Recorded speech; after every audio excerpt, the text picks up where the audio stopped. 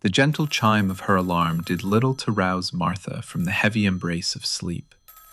At 65, she felt as if cement had been poured into her limbs overnight, setting firm by morning. Each day began with the same internal groan, a deep-seated weariness that clung to her like a damp, persistent fog. She squinted at the sliver of light peeking through the curtains, her mind already racing with the day's tasks. Yet her body remained stubbornly anchored to the mattress, a stark contrast between her sharp intellect and her leaden frame. Finally, with a sigh that felt older than her years, Martha pushed herself upright. Her knees popped a quiet protest, and her back ached with a familiar dull throb. The short walk to the kitchen felt like a marathon, each step a deliberate act of will. She moved through the familiar motions of making coffee, the rich, earthy aroma, the only promise of a fleeting lift. It was a ritual, a desperate plea for a jolt that would somehow reset her internal clock, though she knew, deep down, it was a temporary truce at best.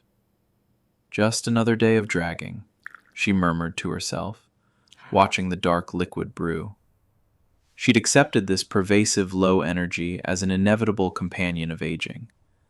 Everyone her age complained about it, didn't they? It was simply part of the deal, a trade-off for the wisdom and quiet comfort that came with 65 years. But a part of her, a smaller, more rebellious part, still yearned for the boundless vitality she remembered. The days when mornings were for seizing, not for surviving. The first scalding sip of coffee offered a brief, almost illusory warmth, a flicker of energy that quickly dissipated, leaving her exactly where she started, tired. The prospect of her garden, her book club, even a simple walk felt daunting, a series of hurdles to be cleared rather than joys to be embraced. She knew she'd push through, as she always did, fueled by stubbornness and successive cups of caffeine, but the pervasive feeling of being stuck was a constant companion, a heavy cloak she couldn't seem to shed. One particularly leaden morning, while aimlessly scrolling through her tablet, hoping for a distraction from the dull ache behind her eyes, Martha stumbled upon an article titled, "Unlock Your Mornings. Energy After 60 Isn't About Pushing Harder." Intrigued, if not entirely convinced, she tapped on it. The author, a cheerful-sounding woman Martha mentally dubbed the Morning Maven, proposed a radical idea. Lasting morning energy wasn't about more caffeine or willpower, but about waking up properly. It wasn't a demanding workout regime or a strict diet, but a gentle morning activation. Her skepticism flared. "Waking up properly," she muttered, picturing herself already doing that, begrudgingly. Yet, the article laid out 3 shockingly simple steps: immediate light exposure, gentle movement, and hydration. The Maven suggested opening curtains or stepping outside within minutes of waking to signal the brain it was daytime, followed by a large glass of water to rehydrate after sleep, and finally, a few minutes of gentle stretches or walking to softly awaken the body, not strain it. Too simple to work, Martha thought, her years of fighting morning grogginess with sheer force of will making these suggestions feel almost insulting. Still, the sheer exhaustion of her current routine was undeniable. What did she have to lose, other than a few minutes of her already sluggish morning? A deep sigh escaped her, a surrender to a burgeoning curiosity. The next morning, before her feet even touched the floor, she made a conscious decision. Instead of reaching for her phone, she swung her legs over the side of the bed, her muscles protesting, and deliberately walked to the window. Pulling back the heavy drapes, the soft, nascent light of dawn spilled into the room, a gentle invasion.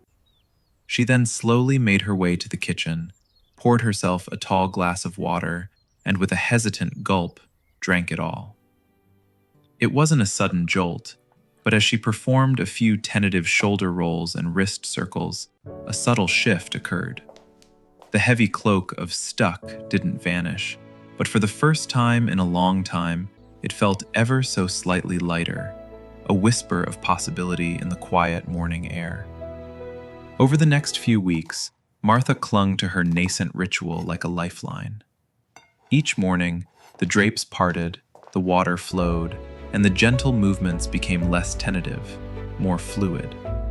The whisper of possibility grew into a quiet hum of presence. She noticed it first in the afternoons, the familiar leaden drag, once an inescapable force demanding a second cup of coffee, now merely a fleeting shadow. Her mind felt sharper, less prone to the hazy fog that had settled in recent years. Tasks that once felt monumental, organizing the attic, planning a dinner party, now seemed approachable, even enjoyable. Her old paintbrushes, long dormant, found their way back into her hand. The garden, once a chore, became a sanctuary where she could spend hours without feeling utterly drained. It wasn't about a sudden surge, but a deep, sustained current of energy flowing through her days. Martha realized with a profound sense of clarity that energy wasn't something she had to struggle for, but rather something she could gently cultivate and support. The simple acts weren't a fight against aging, but a loving embrace of her own body's capacity for vitality. One afternoon, chatting with her friend Evelyn, who often lamented her own dwindling energy, Martha found herself animatedly describing her morning reset. "It's nothing grand, Evelyn," she explained. "Just light, water, and a few stretches. But the difference. I feel like myself again, only better." Evelyn listened, intrigued. "That's it? No fancy pills or strenuous workouts?" Martha shook her head, a radiant smile gracing her lips. "Just that. And the feeling that I'm in control of my day, my energy. You could try it tomorrow, Evelyn. It's so simple." The words hung in the air, an invitation to a renewed zest for life. A quiet revolution Martha had discovered was within everyone's reach.